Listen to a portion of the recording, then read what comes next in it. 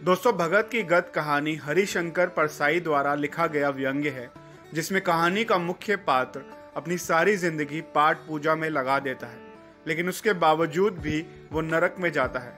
आइए जानते हैं इस कहानी के वाचन द्वारा उनके नरक में जाने का कारण। कहानी का नाम है भगत की गद और इसके लेखक हैं हरिशंकर परसाई। उस दिन जब भगत जी की मौत हुई थी, तब हमने कहा था भगत जी स्वर्गवासी हो गए, पर अभी मुझे मालूम हुआ कि भगत जी स्वर्गवासी नहीं, नरकवासी हुए हैं। मैं कहूं तो किसी को इस पर भरोसा नहीं होगा, पर यह सही है कि उन्हें नरक में डाल दिया गया है और उन पर ऐसे जघन्य पापों के आरोप लगाए गए हैं कि निकट भविष्य में उनके नरक से छूटने की कोई आशा नहीं है। अब हम उनकी आत्मा की शांति की प्रार्थना करें तो भी कुछ नहीं होगा। बड़ी से बड़ी शोक सभा भी उन्हें नरक से नहीं निकाल सकती।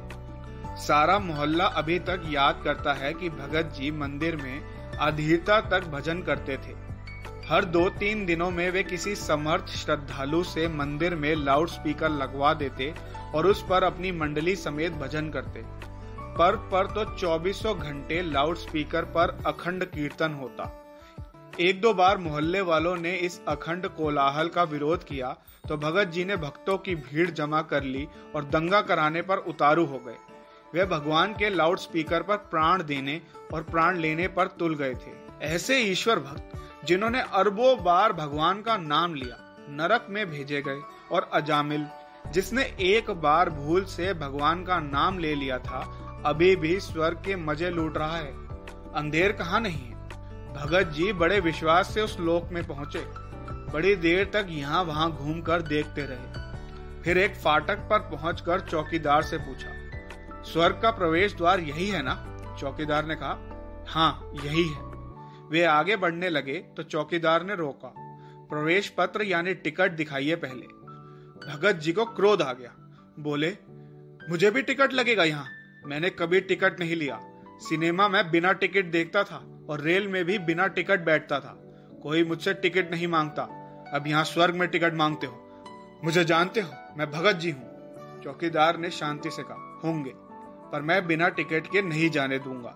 आप पहले उस दफ्तर में जाइए, वहां आपके पाप पुण्यों का हिसाब होगा और तब आपको टिकट मिलेगा।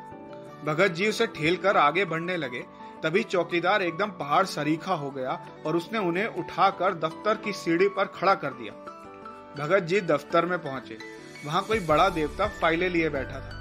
भगत जी ने हाथ जोड़कर कहा, हाँ मैं पहचान गया, भगवान कार्तिकेय विराजे हैं। फाइल से सिर उठाकर उसने कहा, मैं कार्तिकेय नहीं हूँ, झूठी चापलूसी मत करो। जीवन भर वहां तो कुकर्म करते रहे हो और यहाँ आकर हे करते हो। नाम बताओ। भगत जी ने नाम बताया, धाम बताया। उस अधिकारी ने कहा, तुम्हारा मामला बड़ा पेचीदा है। हम अभी तक तय नहीं कर पाए कि तुम्हें स्वर्ग दे या नरक। तुम्हारा फैसला खुद भगवान करेंगे। भगत जी ने कहा, मेरा मामला तो बिल्कुल सीधा है। मैं 16 आने धार्मिक आदमी हूँ। नियम से रोज भगवान का भजन करता रहा हूँ। कभी झूठ नहीं बोला और कभी चोरी नहीं की। मंदिर में इतनी स्त्रियां आती थी, पर मैं सबको माता समझता था। मैंने कभी कोई पाप नहीं किया। मुझे तो आंख मूंद कर आप स्वर्ग भेज सकते हैं। अधिकारी ने कहा, भगत जी आपका मामला उतना सीधा नहीं है जितना आप समझ रहे हैं।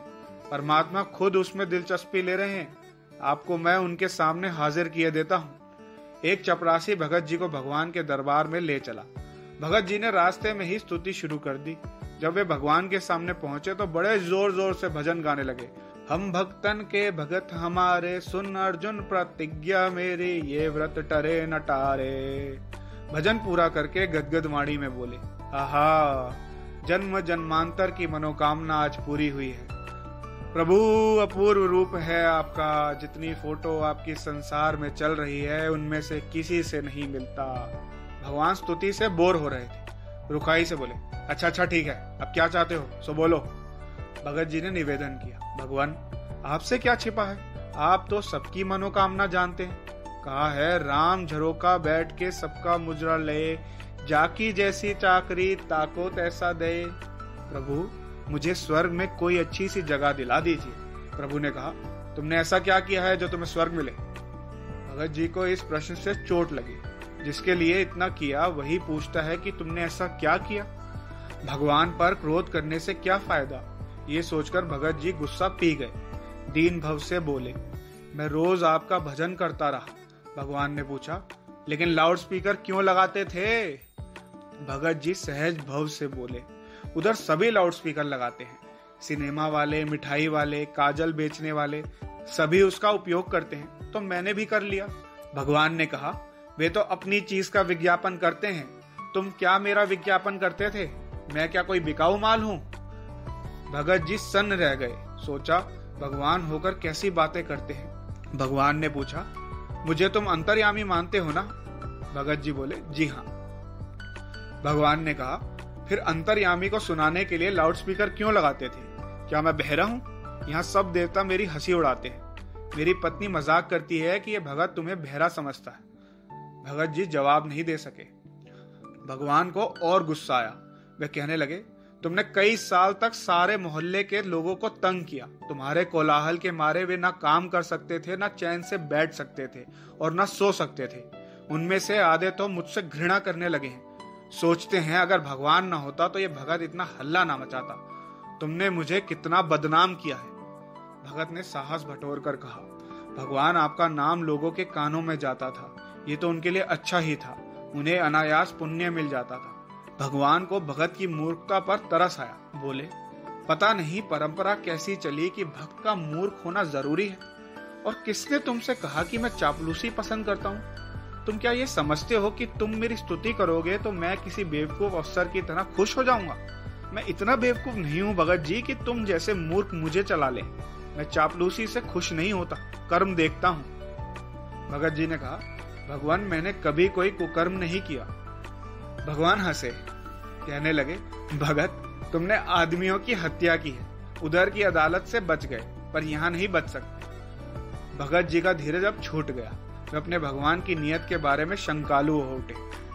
सोचने लगे, ये भगवान होकर झूठ बोलता है। जरा तैश में कहा, आपको झूठ बोलना शोभा नहीं देता। मैंने किसी आदमी की जान नहीं ली, अभी तक मैं सहता गया, पर इस झूठे आरोप को मैं सहन नहीं कर सकता। आप सिद्ध करिए कि मैंने हत्या की। भगवान ने कहा, मैं फिर कहता हूं कि तुम हत्यारे हो, अभी प्रमाण देता हूं। भगवान ने एक अधेड़ उम्र के आदमी को बुलाया। भगत से पूछा, इसे पहचानते हो? हाँ, ये मेरे मोहल्ले का रमानाथ मास्टर है, पिछले साल बीमारी से मरा था। भगत जी ने विश्वास से कहा। भगवान बोले, बीमारी से नहीं, तुम्हारे भजन से मरा है, तुम्हारे लाउड स्पीकर से मरा है। रमानाथ, तुम्हारी मृत्यु क्यों हुई? रमानाथ ने कहा, प्रभु मैं बीमार था, डॉक्टर ने कहा कि तुम्हें पूरी तरह नींद और आराम मिलना चाहिए, पर भगत जी के लाउड स्पीकर पर अखंड कीर्तन के मारे में सो न सका, न आराम कर सका। दूसरे दिन मेरी हालत बिगड़ गई और चौथे दिन में मर गए। भगत सुनकर घबरा उठे। तभी एक 20-21 साल का लड़का बुलाया गया। उससे पूछा, सुरेंद्र तुम कैसे मरे? मैंने आत्महत्या कर ली थी, उसने जवाब दिया। आत्महत्या क्यों कर ली थी? भगवान ने पूछा। सुरेंद्र नाथ ने कहा, मैं परीक्षा में फेल हो गया। परीक्षा में फेल क्यों हो गए थे? भगत जी के लाउड स्पीकर के कारण मैं पढ़ नहीं सका। मेरा घर मंदिर के पास ही है ना। भगत जी को याद आया कि इस लड़के ने उनसे प्रार्थना की थी कि कम से कम परीक्षा के दिनों में लाउड स्पीकर मत लगाइए। भगवान ने कठोरता से कहा, तुम्हारे पापों को देखते हुए मैं तुम्हें नरक में डाल देने का आदेश देता हूँ। भगत जी ने भागने की कोशिश की, पर नरक के डरावने दूतों ने उन्हें पकड़ लिया। अपने भगत जी, जिन्हें हम धर्मात्मा समझते थे, नरक भोग रहे हैं। दोस्तों, अगर कहानी पसंद आई हो तो लाइक करें और चैनल को सब्सक्राइब करें। कहानी सुनकर अगर आप कोई भी प्रतिक्रिया देना चाहते हैं तो कमेंट सेक्शन में अपने व्यूज जरूर दें। धन्यवाद।